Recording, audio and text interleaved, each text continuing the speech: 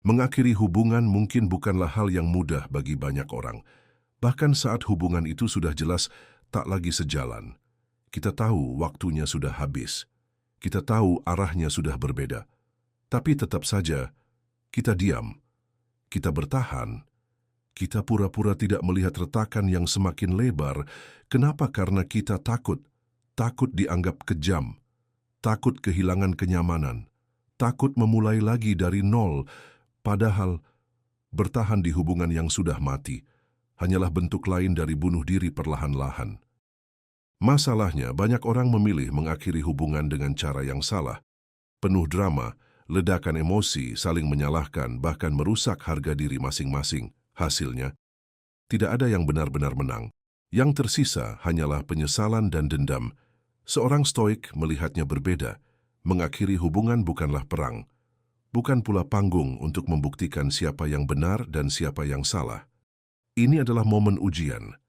Apakah kamu mampu menjaga kehormatan, kendali emosi, dan ketegasan, sekalipun di tengah perpisahan?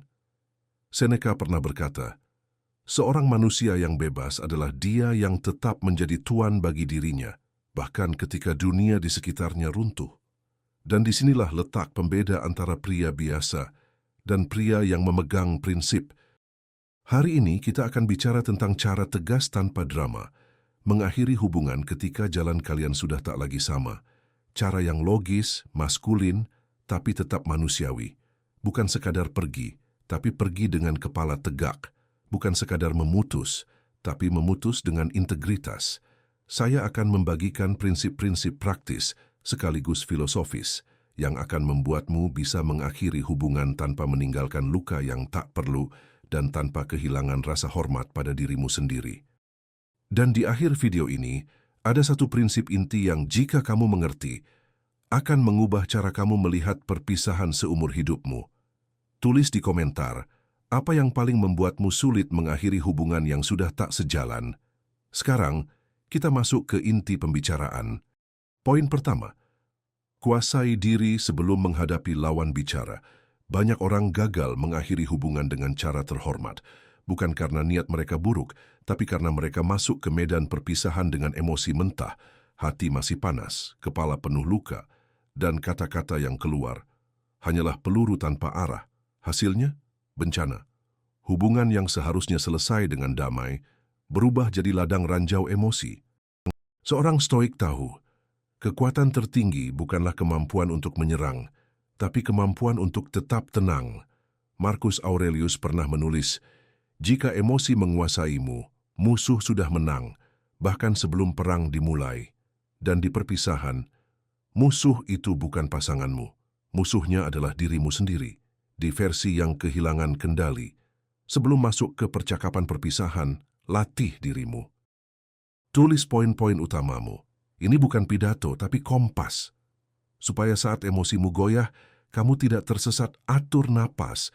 Tarik dalam, hembus perlahan, ulangi sampai detak jantungmu kembali stabil, visualisasikan skenario terburuk. Bayangkan pasanganmu marah, menangis, atau memohon. Latih dirimu untuk tetap tenang seperti prajurit yang sudah siap menghadapi badai. Kenapa ini penting? Karena saat kamu stabil, kamu memimpin arah percakapan. Kamu tidak bereaksi, kamu merespons, kamu tidak terpancing, kamu memilih kata dengan presisi.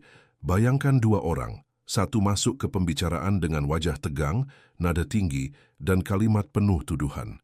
Yang satunya masuk dengan tatapan mantap, suara rendah, dan pilihan kata yang terukur. Siapa yang terlihat berkelas? Siapa yang terlihat memegang kendali? Kamu bukan korban yang sedang dibuang. Kamu adalah pemimpin dalam hidupmu, dan pemimpin tidak mengizinkan emosinya merusak reputasinya. Ingat ini, perpisahan bisa saja menyakitkan, tapi cara kamu menghadapinya akan menentukan apakah rasa hormat itu tetap ada atau hancur selamanya. Poin kedua, bicara dari fakta bukan emosi. Banyak orang mengira kata hati adalah kebenaran murni, padahal jika hati itu masih penuh luka, yang keluar bukanlah kebenaran, melainkan distorsi. Kamu bicara bukan untuk menyampaikan fakta, tapi untuk melampiaskan rasa sakit. Masalahnya, begitu emosi menguasai lidahmu, setiap kalimat menjadi peluru. Lawan bicara akan langsung mengangkat tameng, menjadi defensif, dan lupa pada inti masalah. Kamu ingin mengakhiri hubungan dengan tegas. Mulailah dengan membedakan fakta dari interpretasi. Epictetus pernah berkata, "Apa yang mengganggumu bukan peristiwa itu, tapi interpretasimu." Artinya, yang membuat kita marah, kecewa, atau hancur seringkali bukan karena apa yang terjadi, tapi karena makna yang kita lekatkan padanya. Contoh, fakta. Kita sudah jarang punya waktu berkualitas bersama dalam 6 bulan terakhir. Interpretasi emosional. Kamu sudah tidak peduli lagi sama aku. Lihat bedanya. Fakta tidak menyerang, fakta adalah cermin. Dia hanya menunjukkan apa adanya tanpa menambah racun. Interpretasi itu seperti cermin yang retak. Ia memantulkan bayangan yang bengkok. Saat kamu berbicara dari fakta, nada percakapan lebih netral. Tidak ada yang merasa diserang, proses lebih cepat. Lawan bicara tidak perlu membela diri, karena kamu bicara tentang realita yang bisa diakui bersama. Kamu terlihat dewasa, karena hanya orang yang kuat yang mampu menahan diri dari tuduhan dan fokus pada kenyataan. Perpisahan yang sehat membutuhkan bahasa yang bersih, gunakan kalimat yang sederhana, berbasis data, atau kejadian nyata, bukan asumsi. Kamu bukan sedang menulis drama. Kamu sedang menutup sebuah bab dengan pena yang tidak meninggalkan noda. Ingat, fakta membebaskan. Emosi yang mentah memenjarakan. Kamu tahu, prinsip-prinsip seperti ini tidak hanya berguna saat hubungan berakhir, tapi juga untuk menjalani hidup dengan kepala tegak di setiap situasi. Kalau kamu ingin terus belajar cara berpikir yang tegas, jernih, dan berkelas tanpa drama, pastikan kamu subscribe. Bukan sekadar demi menambah angka, tapi supaya setiap kali saya membagikan prinsip baru, kamu jadi orang pertama yang siap mempraktikkannya. Sebelum dunia sempat menguji kamu. Poin ketiga, hormati lawan bicara sekalipun sudah tidak sama. Kesopanan adalah bentuk kekuatan, bukan kelemahan. Hanya orang yang tidak aman dengan dirinya sendiri, yang merasa perlu merendahkan orang lain untuk terlihat menang. Ingat, kalian pernah menjadi kita, pernah tertawa di meja makan yang sama, pernah saling percaya, saling mengandalkan, pernah ada di titik di mana dunia terasa lebih ringan hanya karena ada dia di sebelahmu. Itu tidak hilang hanya karena arah kalian sekarang berbeda. Seorang stoik mengerti, perpisahan bukan ajang membalas dendam, tapi ujian karakter. Menghormati lawan bicara, bahkan di momen terakhir, adalah tanda bahwa kamu tidak membiarkan rasa sakit mengubahmu menjadi orang yang kamu benci. Cara memberi penutupan yang menjaga martabat dua pihak, jaga bahasa tubuh, duduk tegak, tatap mata, dan tunjukkan bahwa kamu hadir sepenuhnya. Gunakan nada suara stabil. Tidak merendahkan, tidak pula memohon akui kebaikan masa lalu. Misalnya, kita pernah melewati banyak hal bersama dan aku menghargai itu. Tegaskan alasan tanpa menjelekkan. Fokus pada ketidakselarasan tujuan, bukan pada kesalahan personal. Bayangkan kamu adalah seorang prajurit yang kembali dari medan perang. Kamu menaruh pedangmu di tanah bukan karena kalah, tapi karena pertempuran ini tidak lagi layak dilanjutkan. Itulah kekuatan menghormati orang lain sekalipun jalan kalian tak lagi sama. Kamu menutup pintu dengan tangan yang bersih. Ingat ini. Cara kamu mengakhiri hubungan adalah cermin dari cara kamu menghidupi prinsipmu. Jika kamu bisa tetap berkelas di titik akhir, dunia akan tahu kamu bukan hanya pria yang kuat, tapi pria yang layak dihormati. Poin keempat, tetapkan batas akhir yang tegas. Salah satu kesalahan paling umum saat mengakhiri hubungan adalah meninggalkan pintu setengah terbuka. Kamu bilang, kita butuh waktu sendiri, padahal maksudnya adalah ini sudah berakhir. Kamu masih membalas pesan larut malam, atau memberi isyarat samar kalau mungkin suatu hari bisa kembali. Itu bukan kelembutan, itu ketidakjelasan. Dan ketidakjelasan adalah pupuk bagi harapan palsu, yang pada akhirnya melukai lebih dalam. Prinsip stoik jelas, kejelasan lebih baik daripada harapan palsu. Marcus Aurelius menulis, jangan berkata setengah jika kamu berniat berkata penuh. Dalam konteks perpisahan, itu berarti Jika ini akhir, maka katakan itu dengan terang, tanpa menyisakan ruang bagi interpretasi. Bagaimana melakukannya tanpa kejam? Gunakan kalimat afirmatif, bukan spekulatif. Hindari mungkin kita atau kita lihat nanti. Gunakan kita sudah atau aku memutuskan. Batasi kontak setelah percakapan akhir. Beri ruang bagi kedua pihak untuk sembuh tanpa ketergantungan emosional yang tersisa. Sampaikan dengan bahasa yang netral, tapi pasti. Contoh, aku rasa kita sudah tidak lagi berjalan ke arah yang sama, dan demi kebaikan kita berdua ini harus berakhir di sini.